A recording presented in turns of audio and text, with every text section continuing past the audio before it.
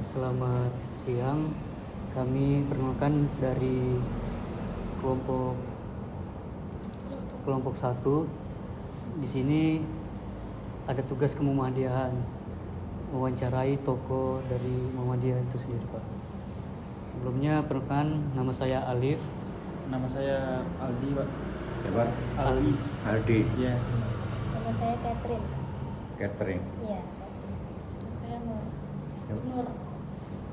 Nama saya Novi. Ya. Di sini kami ada beberapa pertanyaan, Pak. Yang pertama, nama Bapak. Sebelumnya perkenalkan dulu. Nama Bapak dari Belum tahu nama saya.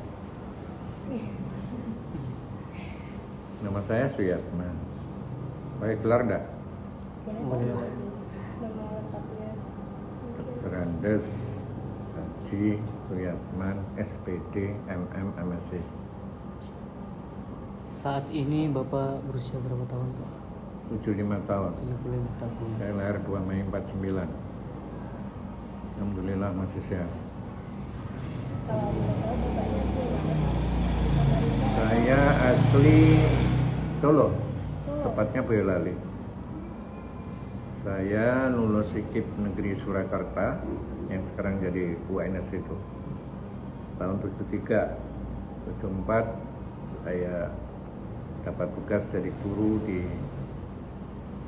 sekarang namanya SMK Negeri 1 Samarinda, dulu namanya Negeri 1 Samarinda. Berarti dari Solo itu pindah ke sini ya, Pak? Iya, tahun 74, jadi sudah 50 tahun saya tinggal di sini. Lalu di organisasi kemudian apa Bapak pernah menjadi, Pak? Saya pernah di IMM di Samarinda ya ini ya, Iya. IMM. Pernah pimpinan daerah Samarinda Kutai tahun 77 sampai 85, 2 periode. Terus 85 sampai 2002 pimpinan wilayah Muhammadiyah Kalimantan Timur. 22 tahun saya di pimpinan wilayah Muhammadiyah Kalimantan Timur. Tapi sebagai ketua 2 periode 2010 sampai 2015. Terus 2015 mestinya sampai 2020 saja, tapi karena ada COVID diperpanjang 2 tahun sehingga berakhir 2022. Jadi pas Muktamar Muhammadiyah di Solo itu akhir masa jabatan saya. Lalu untuk jabatan Bapak di organisasi kemuhammadiyaan yang pernah Bapak gabung itu apa, Pak? Sebagai apa, Pak? Saya kalau di IMM dulu saya wakil sekretaris tahun 80-an itu. Terus di PDM saya wakil ketua. Itu yang mulai tahun 77 sampai 85 itu. Terus di pimpinan wilayah saya wakil ketua, pernah juga wakil sekretaris. Tapi yang banyak wakil ketua. Baru yang menjadi ketua 2 periode terakhir dari tahun 2010 sampai 2022 itu saya ketua. Berarti Bapak pernah menjabat di 3 organisasi ya, Pak? Iya, IMM, PDM, PDM dan PWM. PWM. Terus bagaimana perkembangan menurut Bapak, bagaimana perkembangan Muhammadiyah di Kota Samarinda ini, Pak? Kalau saya bandingkan sejak saya datang tahun 74 sampai sekarang, perkembangannya pesat sekali. Waktu saya datang tahun 74 itu pimpinan daerah di Kalimantan Timur dan Kalimantan Utara, karena Kalimantan Utara belum berdiri sebagai provinsi, itu pimpinan daerahnya hanya 3. 3 itu Samarinda Kutai, jadi Kutai juga belum menjadi daerah sendiri. Kemudian Balikpapan Pasir belum berdiri sendiri. Kemudian yang ketiga Bulungan. Bulungan itu meliputi yang sekarang Kaltara semua itu 3. Nah sekarang di Kaltim saja sudah ada 9 PDM-nya minus Mahakam Ulu. 9 kabupaten kota sudah ada pimpinan daerah semua. Apalagi kalau digabung dengan Kaltara, karena Kaltara waktu itu kan masuk Kaltim. Di sana ada Tarakan, ada Bulungan, ada Nunukan. Jadi dari 3 itu menjadi, untuk di Kaltim menjadi 9. Kalau dengan Kaltara, karena dulu bergabung dengan Kaltim, ya jadi 12. Nah itu dari segi perkembangan kelembagaan organisasi. Tapi dari segi pendidikan luar biasa kemajuannya. Saya datang di Samarinda itu tahun 74 tuh SD-nya hanya 2. SD-nya hanya 2. SLTA belum ada, SMP sudah 1. SMP ada, SMP Muhammadiyah. Tapi SMA, SMK belum ada tahun 74 itu. Belum ada. Nah sekarang udah banyak sekali ya, SD-nya ada sudah 6 di Samarinda. Belum lagi di luar kota Samarinda kan banyak sekali. 6 itu 5 diantaranya termasuk sekolah unggulan. Sekarang sudah banyak SMK Muhammadiyah. SMK Muhammadiyahnya aja sudah 4 ya, nggak salah. Ada SMA Muhammadiyah. Nah, perguruan tinggi yang sekarang jadi UMKT itu dulu perkembangan dari 3 perguruan tinggi. Sekolah Tinggi Ilmu Ekonomi Muhammadiyah. Saya pernah ngajar di situ 20 tahun ada. Dan saya pernah memimpin di perguruan tinggi itu 2 periode, 2003 sampai 2011, 2 periode. Kemudian perguruan tinggi yang lain adalah Sekolah Tinggi Ilmu Kesehatan, STIKES. Sebelumnya itu Akademi Keperawatan. Akademi Keperawatan, ada Akademi Kesehatan Lingkungan. Kemudian bergabung menjadi STIKES. Lalu STIKES dan STIM bergabung menjadi UMKT sekarang ini tahun 2017. Alhamdulillah kan UMKT sekarang sudah menjadi perguruan tinggi yang bagus lah untuk ukuran Kalimantannya. Mahasiswanya paling banyak seluruh Kalimantan untuk swasta. Iya, Itu kan tanda diminati masyarakat kan, dipercaya masyarakat. Apalagi tahun ini tambah fakultas kedokteran. Ya, insya Allah nanti semakin banyak. Kemarin itu karena saya juga masih aktif di UMKT sebagai Badan Pembina Harian. Itu yang daftar kan 7.500-an kemarin, yang diterima 2.500 sepertiganya aja karena fasilitas sudah belum mencukupi. Nah sekarang sudah ada gedung lantai 7 untuk tambahan terakhir tahun terakhir ini, mudah-mudahan nanti daya tampungnya sudah meningkat, apalagi ada fakultas kedokteran. Jadi luar biasa, kita harus mensyukurinya dengan baik. Ya. Ini dengan berdirinya fakultas kedokteran ini satu-satunya perguruan tinggi swasta se-Kalimantan. Jadi perguruan tinggi Muhammadiyah se-Kalimantan, bukan di luar Muhammadiyah juga belum ada. Yang ada baru negeri kan, Unmul, ya Pak. Karena negeri kan memang difasilitasi pemerintah kan.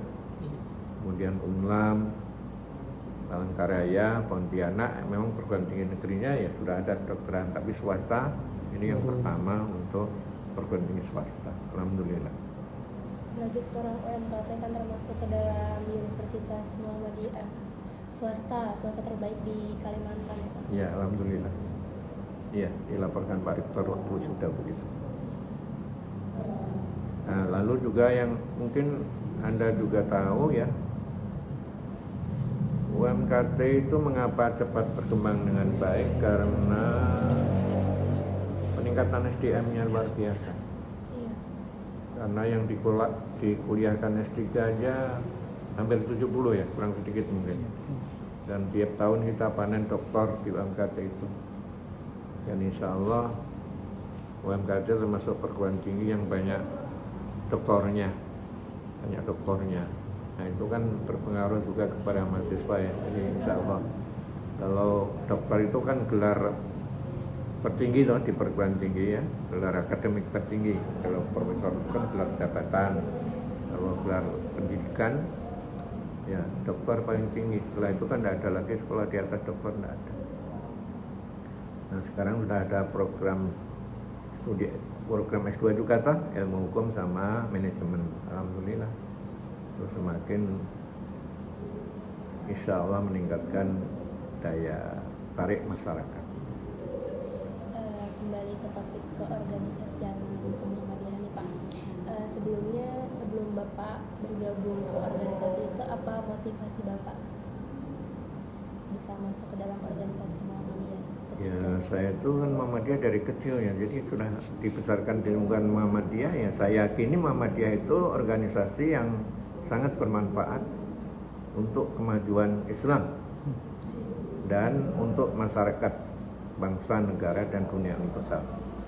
Itu yang memotivasi beliau. Saya merasakan banyak manfaatnya dengan Muhammadiyah, khususnya melalui pengajian-pengajian. Saya itu sekolahnya umum, tapi mengapa bisa ceramah agama dan sering diundang kemana-mana? Karena saya suka mengaji. Ya, mengaji saya di Muhammadiyah terutama kan. Ya. Jadi saya datang ke Samarinda itu tempat itu yang saya cari ya di mana ada pengajian Muhammadiyah. Nah itu saya bergabung. Ya, sampai sekarang saya masih suka ngaji. Saya masih rutin isi pengajian di UMKT ya. Tapi untuk dosen dan karyawan mahasiswa enggak tahu, diajak enggak tahu. Hari Jumat itu. Iya. Kira itu ada yang lain?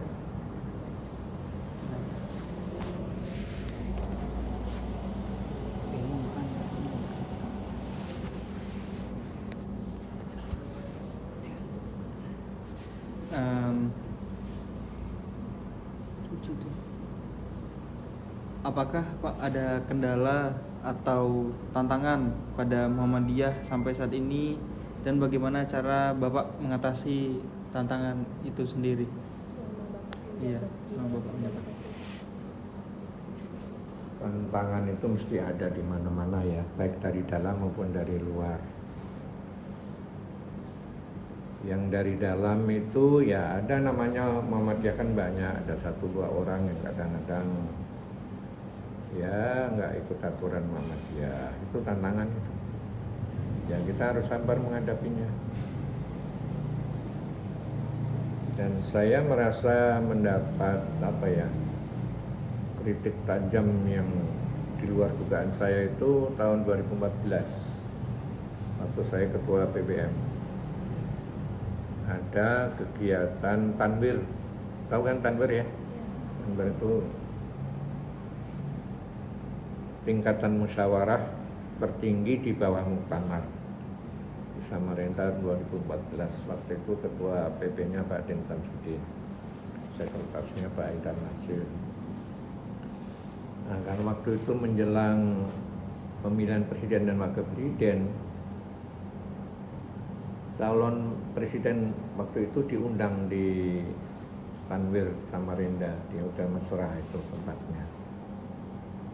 Nah itu ada yang ngeritik keras saya, kenapa Muhammadiyah dibawa-bawa ke politik katanya.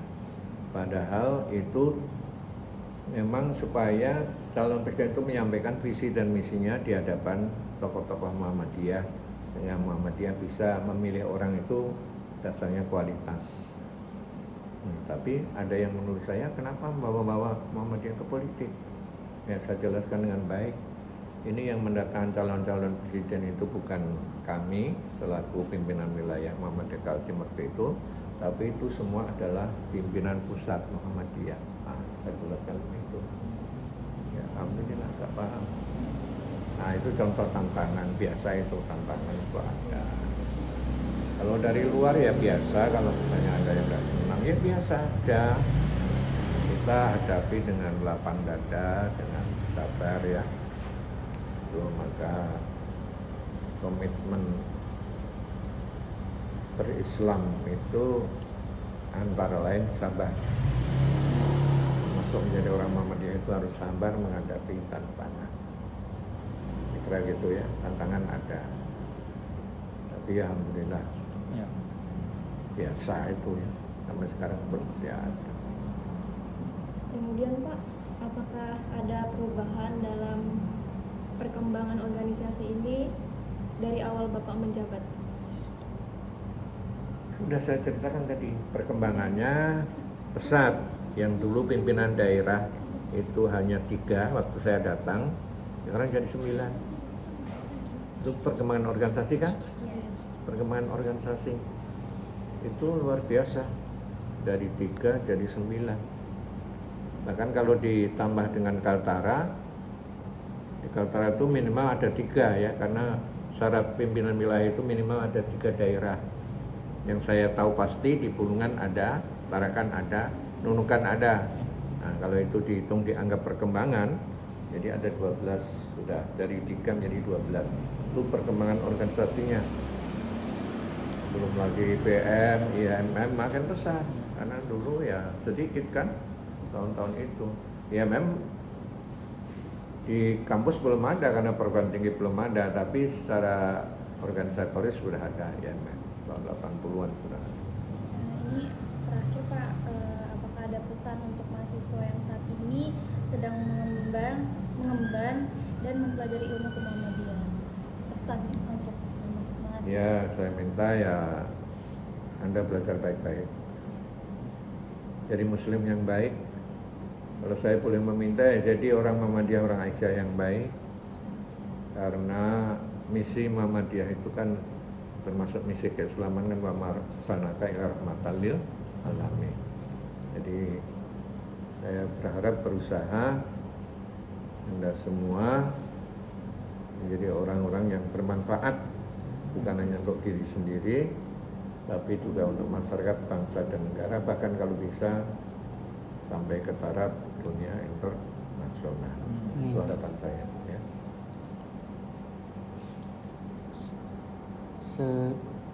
Segitu saja Pak pertanyaan dari kelompok kami. Untuk itu kami berterima kasih Bapak telah menyempatkan waktu untuk hadir dengan kami Pak. Iya, sama-sama lah. Cukup sekian dari kelompok kami ucapkan wassalamualaikum warahmatullahi wabarakatuh. Waalaikumsalam.